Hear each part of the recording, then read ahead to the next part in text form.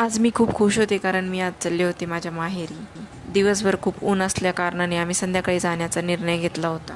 आणि पुण्यावरून माझी बहीण पण येणार होती, त्याच्यामुळे आनंद तर द्विगुणित झालेला होता.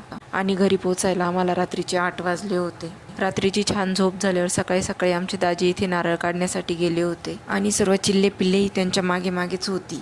फायनली इथे नारळ पाणी पिण्यासाठी सर्वजण गोळा झाले होते आणि दोन्ही साडूंचं इथे सर्वांना नारळ पाणी देण्याचं काम चालू होतं.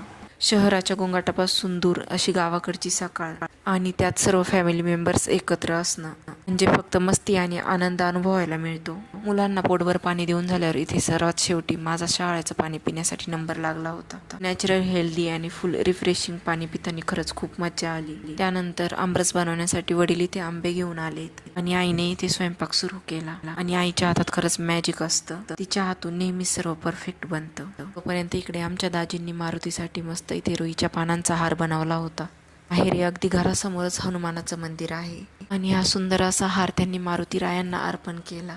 माहेरी आल्यावर सकाळची सुरुवात आमची मारुती रायाच्या दर्शनानेच होते. तोपर्यंत इकडे आईचा स्वयंपाकही रेडी होत आला होता. सर्वांचं दर्शन झाल्यावर इकडे देवाला नैवेद्य दाखवून घेतला. नंतर आम्ही सर्वांनी जेवण करून घेतलं. व्हिडिओ आवडला तर नक्की लाईक, शेअर, सबस्क्राईब करा. पुन्हा भेटू पुढच्या व्हिडिओ.